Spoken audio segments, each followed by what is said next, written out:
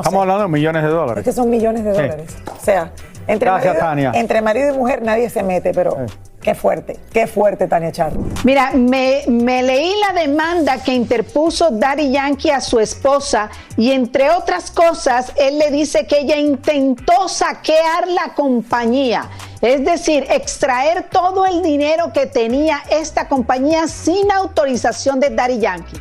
Ya se habla de aproximadamente 100 millones de dólares porque ella habría extraído de una cuenta 20 millones y de otra 80 millones sin autorización del Yankee. ¿Pero por qué lo hizo? Tenía ella de todas maneras autorización. Presten mucha atención a lo que yo les voy a contar en esta historia, que me leí todas las demandas para explicarles mejor.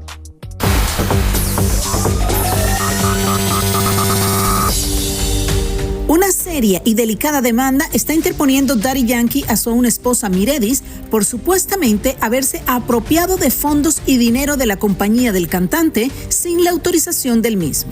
En los papeles de la demanda, a los cuales hemos tenido acceso, se confirma que ellos se casaron bajo el régimen de sociedad legal de ganancias. En Puerto Rico, cuando una pareja se casa, salvo que realice capitulaciones matrimoniales, que es separación de los bienes de ambos, impera el régimen de sociedad legal de gananciales, que significa que ambos van a un matrimonio y son socios en partes iguales.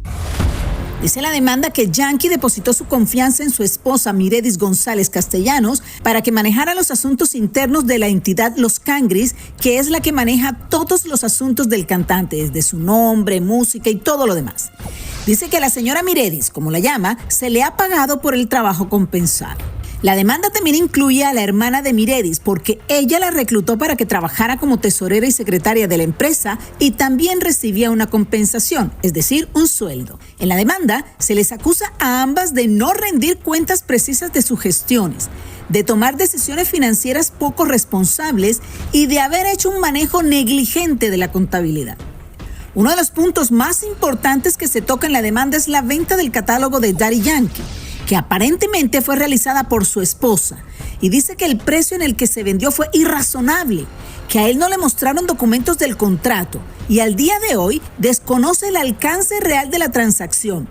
No tiene conocimiento detallado de lo que se vendió o no se vendió, ni las limitaciones que puede tener sobre el uso de sus creaciones musicales.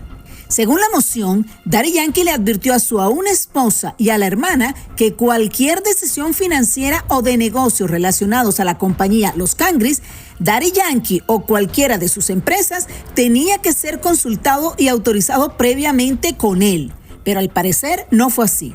De hecho, y según dice esta demanda, Miredis realizó una transferencia bancaria de 20 millones de dólares de la cuenta bancaria de una de las compañías de Daddy Yankee y otra transferencia de 80 millones de otra de las compañías para las cuentas personales de ella y su hermana, alegando que eran pagos de dividendos. Sin embargo, ambas transferencias se lograron detener porque no contaban con todas las firmas necesarias para una cifra tan alta como esta. Hoy, en la moción que sometieron a la Corte, confirmó este dato. Además, la demanda dice que Yankee llevaba más de un año pidiendo toda la información y un reporte detallado de las cuentas de la compañía, pero nunca le fue entregado.